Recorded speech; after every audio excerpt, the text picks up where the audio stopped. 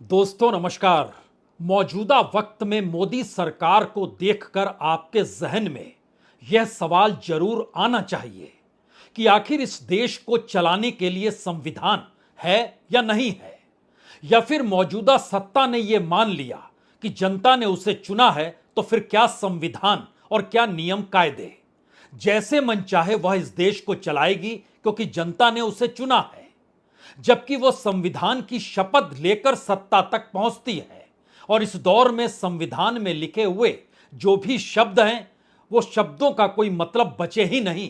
क्या ऐसी व्यवस्था में ये देश आकर खड़ा हो चला है? आप भी सोच रहे होंगे ऐसी गंभीर परिस्थिति इस देश के भीतर कैसे आ गई, क्योंकि यह सवाल तो बार बार इस देश में विपक्ष की राजनीति करने वाले नेता उठाते ही रहते हैं कि संविधान ताक पर है और इस देश को चलाया जा रहा है। संविधान को ताक पर रखने की कोशिश की जा रही है और इस देश की व्यवस्था अपने अनुकूल बनाई जा रही है। राजनीतिक तौर पर आज इसका रास्ता और शायद इस पर बहस हम बिल्कुल नहीं करेंगे। जो मौजूदा परिस्थितियां हैं उन परिस्थितियों के भीतर सरकार जिस तर्ज पर काम कर रही है उसे ही आज आप सिर्फ समझ लीजिए, क्योंकि इस देश के भीतर में संविधान में जिस चेक एंड बैलेंस की व्यवस्था की गई है उसमें लोकतंत्र के तीनों चारों पाए जो हैं वह एक दूसरे के साथ नहीं बल्कि इस देश को टिकाए रखने के लिए, और लोकतंत्र का मतलब जनता के अनुकूल परिस्थितियों को बनाए रखने के लिए ही काम करते हैं। वो चाहे एग्जीक्यूटिव हो यानी कार्यकारी हो, चाहे वह विधायिका ही क्यों ना हो, चाहे वह कानून ही क्यों ना हो यानी सुप्रीम कोर्ट खुद क्या ना हो यानी न्यायपालिका खुद क्यों ना हो, और चौथे स्तंभ के तौर पर मीडिया ही क्यों ना हो। लेकिन जब आप इस परिस्थिति में आते हैं कि इस देश की सत्ता के साथ समूची नौकरशाही खड़ी हो जाए, तो फिर अगला सवाल यह होगा कि उस नौकरशाही की भर्ती तो इस देश के उस परीक्षा के जरिए होती है जिसे परीक्षा लेने वाली संस्था भी अपने आप में स्वायत्त है, और स्वायत्तता के साथ वो कॉन्स्टिट्यूशनल बॉडी है जिसको हम लोग यूपीएससी कहते हैं। यानी यूपीएससी एक स्वायत्त संस्था है जिसको संवैधानिक ताकत मिली हुई है, उसका सरकार से कुछ लेना देना नहीं है। लेकिन दूसरे क्षण आपके जहन में एक सवाल और होना चाहिए, अगर यूपीएससी में नियुक्ति, चाहे वो चेयरमैन हो या तमाम मेंबर्स हो, उसकी नियुक्ति अगर इस देश के प्रधानमंत्री या प्रधानमंत्री कार्यालय के जरिए हो रही है, तो क्या वो व्यक्ति नियुक्त होने के बाद प्रधानमंत्री या प्रधानमंत्री कार्यालय से हटकर कोई निर्णय दे सकता है? कायदा कानून जो भी कहता हो, लेकिन जहां से नियुक्ति हुई है उससे हटकर वह सोच भी सकता है क्या? यह पहला सवाल है। दूसरा सवाल यह है कि अगर वो नहीं सोच सकता है तो क्या इस देश के भीतर में जो नियम संविधान के तहत बना हुआ है जिसमें नौकरशाही की ताकत इतनी मजबूती के साथ रखी गई कि चुनी हुई सरकार भी उसको डिगा नहीं सकती हो, तो क्या ऐसे में मौजूदा सत्ता के वक्त में इस देश की नौकरशाही को भी अपने अनुकूल करने के लिए उसकी नियुक्ति की ताकत अगर सरकार ने अपने हाथ में ले ली, यानी सत्ता ने अपने हाथ में ले ली, तो उसके बाद फिर वो चेक एंड बैलेंस कैसे बचेगा? और यह परिस्थिति इस देश के कमोवेश हर लोकतंत्र के पाए के साथ जुड़ सकती है, वो न्यायपालिका हो, विधायिका हो या फिर मीडिया ही क्यों ना हो। अगर अखबारों और न्यूज चैनलों में संपादकों की भर्ती सत्ता के इशारे पर होने लगे, जो शायद हो भी रही होगी, इस देश के भीतर में जजेस की नियुक्ति और जजेस पर सहमति देने और ना देने की परिस्थिति भी अगर सत्ता के अनुकूल सोच के हिसाब से चल रही होगी, और अगर इस देश की नौकरशाही जो तमाम संस्थानों में नीतियों को बनाने और उसकी रूपरेखा तैयार करने की दिशा में काम करती है, अगर वह भी सरकार के इशारे पर नियुक्त हो रहे होंगे, तो फिर बचा क्या? लोकतंत्र बचा क्या? आज इस सवाल को लेकर हम एक एक पन्ना पलटे उससे पहले हमें लगता है आज कुछ महीने पहले राहुल गांधी ने एक जिक्र किया था सीबीआई और ईडी को लेकर, और उसमें उन्होंने संकेत दिए थे कि एक दिन तो हमारी सत्ता होगी, तब हम आपको छोड़ेंगे नहीं। लेकिन आज सवाल जो हम आपके सामने रखने जा रहे हैं वो दरअसल इस देश की राजनीतिक व्यवस्था और इस देश की सामाजिक आर्थिक परिस्थितियों के मद्देनजर इसलिए कहीं ज्यादा महत्वपूर्ण है। अगर मौजूदा सत्ता जिस दिन ढह कर गिर गई, उसके बाद की परिस्थिति में जो भी राजनीतिक दल सत्ता में आएगा वो क्या कुछ बदल डालेगा, और जो बदल डालेगा और जिन्हें बदले जाने का डर होगा, आज वो किसके अनुकूल काम कर रहे होंगे? जाहिर है वो मौजूदा सत्ता के अनुकूल होंगे। वो बिल्कुल नहीं चाहेंगे कि मौजूदा सत्ता कहीं से भी डगमगाए। तो इस देश के भीतर में जो निर्णय मौजूदा मोदी सरकार ने लिए, उससे पहले विपक्ष में खड़े राहुल गांधी की यह सोच सिर्फ आप सुन लीजिए, चंद शब्दों में कही गई बात है ये। अगर ये इंस्टीट्यूशंस अपना काम करते, अगर सीबीआई अपना काम करती, ईडी अपना काम करती, तो ये नहीं होता। तो उनको ये भी सोचना चाहिए, ये जो सब कर रहे हैं, कि किसी ना किसी दिन बीजेपी की सरकार बदलेगी और फिर कार्रवाई होगी, और ऐसी कार्रवाई होगी कि मैं गारंटी कर रहा हूं ये फिर से कभी नहीं होगा। तो उनको भी सोचना चाहिए। राहुल गांधी की इस बात को सुनने की जरूरत इसलिए भी थी कि इस देश के भीतर में कभी भी किसी एक पॉलिटिकल पार्टी या किसी एक नेता का कब्जा अनंत काल के लिए होता नहीं है। क्योंकि अब हम जिन पन्नों को खोलने जा रहे हैं, उन पन्नों के आश्रय जरा आप समझ लीजिए, इस देश को चलाने को लेकर और चलाने के तौर तरीके के विरोध को लेकर कितनी बड़ी राजनीतिक व्यवस्था इस दौर में इस देश की पूरी जड़ों को ही खोखला बनाने में लगी हुई है। क्योंकि अगर आप चेक एंड बैलेंस जो संविधान ने नियुक्तियों को लेकर खड़ा किया आपने, उसके बाद यह कहना शुरू कर दिया कि हम चाहते हैं कि यह देश प्रोग्रेस करे, डेवलपमेंट इसका बहुत तेजी के साथ हो, हर क्षेत्र में डेवलपमेंट हो, इसीलिए जो नियुक्ति के तरीके यूपीएससी के हैं उससे हटकर अब हम ऐसे लोगों की भर्ती करने जा रहे हैं जो अपने अपने क्षेत्र के माहिर लोग होंगे। यानी इतने माहिर होंगे, वो इतने एक्सपीरियंस लोग होंगे कि इस देश की प्रगति की राह पर कई गुना तेजी से वह चीजों को आगे बढ़ाने लगेंगे। तो चलिए आज सरकार के साथ ही शुरू में खड़े हो जाते हैं। 2018 10 जून सरकार ने उस वक्त कहा कि हम कुछ प्रोफेशनल्स को लेकर आएंगे, और पहली नियुक्ति जो 10 लोगों की नियुक्ति थी वो ज्वाइंट सेक्रेटरी लेवल पर हुई।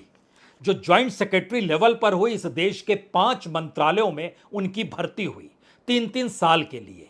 उन 10 में से 6 लोगों को 2 साल के लिए और आगे बढ़ा दिया गया। यानी 2018 में जिनकी भर्ती हुई वह 2023 में 5 बरस काम करके इस सरकार से बाहर हुए।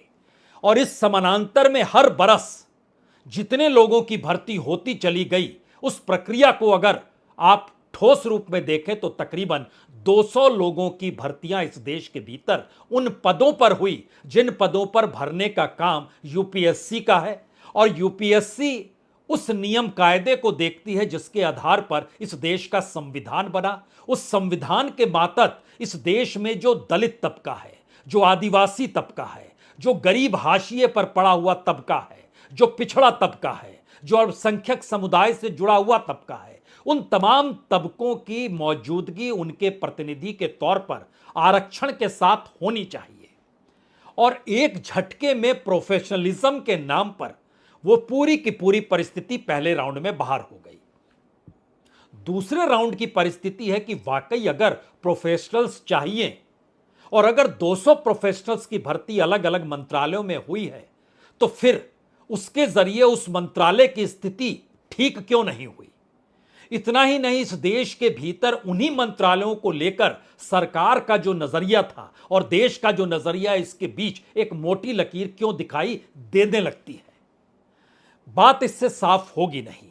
बात इससे साफ होगी कि दरअसल इस देश के भीतर में जो 200 से ज्यादा भर्ती हुई वो सामान्य तौर पर आईएएस की परीक्षा देने वाले, आईपीएस की परीक्षा देने वाले, फॉरेन सर्विस में जाने वाले, फॉरेस्ट सर्विस में जाने वाले, रेवेन्यू में जाने वाले, इन तमाम लोगों की परीक्षाएं होती हैं। और उसके साथ साथ इस देश के भीतर में वो पूरा युवा तबका पढ़ाई की तैयारी करता है। तैयारी करने के दौरान कुछ सीटें आरक्षित होती है, उसमें उनका जो मार्क्स होते हैं वो उन्हें कम मार्क्स में उनको वहां पर नौकरी मिल जाती है या इंटरव्यू के लिए बनाया जाता है, पूरी प्रक्रिया है एक।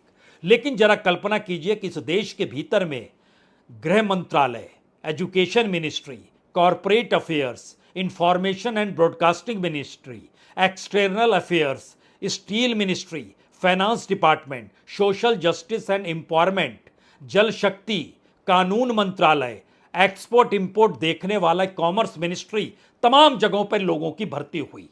और इस भर्ती में सबसे हाल में 45 लोगों की नई भर्ती हुई, जिसमें 10 ज्वाइंट सेक्रेटरी हैं जिनको होम मंत्रालय, गृह मंत्रालय, फाइनेंस और स्टील डिपार्टमेंट में भेजा जा रहा है।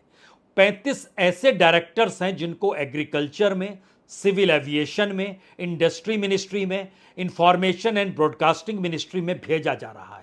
जो ज्वाइंट सेक्रेटरी लेवल के लोग होते हैं उनकी उम्र 40 से 55 होनी चाहिए, 15 साल का अनुभव होना चाहिए, और उनको जो पैसे दिए जाते हैं वह 2,70,000 पेमेंट होता है। इसके अलावे डियरनेस अलाउंस मिलता है, इसके अलावे ट्रांसपोर्ट मिलता है, इसके अलावे घर मिलता है, इसके अलावे तमाम सुविधाएं मिलती हैं। डायरेक्टर पद पर बैठने वाले व्यक्ति को 2,32,000 मिलते हैं और बाकी तमाम सुविधाएं उनको मिलती हैं, और उनकी उम्र 35 से 45 बरस की होती है। जो डिप्टी सेक्रेटरी लेवल पर होते हैं उनकी उम्र 32 से 40 और उन्हें मिलते हैं 1,52,000। इसके अलावे दिल्ली जैसी जगह में घर भी मिल जाता है, गाड़ी भी मिल जाता है, कामकाज करने के लिए सहायक भी मिल जाता है। ये सारी चीजें अपने तौर पर चलती है। बरस दर बरस अगर देखिएगा, ये जो 200 भर्तियां हुई, 10 हमने आपको बताया 10 जून 2018 से शुरुआत होती है, 10 ज्वाइंट सेक्रेटरी आते हैं, फिर मई में शुरुआत होती है, मई में लगभग 45 लोगों की भर्ती होती है, फिर उसके बाद 2020 में भर्ती होती है लगभग 16 लोग पहले राउंड में, 18 लोग दूसरे राउंड में, तीसरे राउंड में 31 लोग होते हैं। 2021 में 35 भर्ती अक्टूबर के महीने में होती है, 3 ज्वाइंट सेक्रेटरी होते हैं, 19 डायरेक्टर होते हैं, 9 डिप्टी सेक्रेटरीज होते हैं, फिर 33 की और भर्ती होती है, इसमें 8 ज्वाइंट सेक्रेटरी होते हैं, 16 डायरेक्टर होते हैं, 9 डिप्टी सेक्रेटरीज होते हैं। बात होते होते 2024 पे आ गई, जहां इस दौर में 45 लोगों की और भर्ती, 45 लोगों की और भर्ती इस दौर में सामने निकलकर आई। इस देश के भीतर की परिस्थिति में थोड़ी देर के लिए विपक्ष को भूल जाइए। वो राहुल गांधी कुछ कह रहे हो, विपक्ष कुछ कह रहा हो, जो कह रहा है कि आरक्षण की परिस्थिति संभलिए। हम तो इस बात पे आज आपसे बात करने आए हैं कि दरअसल इनकी नियुक्ति हुई क्यों। क्या एक आरोप वाकई ठीक है कि वो प्रोफेशनल नहीं बल्कि वो स्वयंसेवक हैं, क्योंकि इस देश के प्रधानमंत्री खुद आरएसएस से जुड़े रहे, प्रचारक रहे। प्रचारक का मतलब होता है देश भर में घूमना और संघ की पूरी जो थ्योरी है उसको लोगों के सामने रखना, लोगों से संवाद बनाना। और ऐसे लोग विवाह करते नहीं है। प्रचारक की भूमिका 24 घंटे 7 दिन लगातार होती है। और इस देश के भीतर में जितने भी मंत्री हैं उसमें ज्यादातर जो बीजेपी से जुड़े हुए हैं तभी स्वयंसेवक रहे होंगे जब आप उसकी पन्नों को पलटिएगा। इसके बाद एक अगला सवाल आपके जहन में आएगा, इस देश के विदेश मंत्री तो आरएसएस से जुड़े हुए नहीं हैं। जयशंकर तो विदेश मंत्रालय में थे और वह तो उस नौकरशाही से निकल कर आए थे, उनको विदेश मंत्रालय दे दिया गया। या पुरी साहब जो हैं जिनको अर्बन डेवलपमेंट मिनिस्ट्री बनाया गया या तेल मंत्रालय दिया गया था, ये तमाम परिस्थिति में उन्होंने इन मंत्रालयों में किया क्या है। क्या वाकई इस देश में स्मार्ट सिटी को लेकर जो काम हो रहा था, आपको कोई एक स्मार्ट सिटी नजर आई? या इस दौर में विदेश मंत्रालय को लेकर भारत की दुविधा जो अंतर्राष्ट्रीय मंच पर अपनी विदेश नीति को लेकर हो चली है, वो चेक एंड बैलेंस करने में इस तरह से लग गया कि इस देश के भीतर के चेक एंड बैलेंस को वो भूल गया।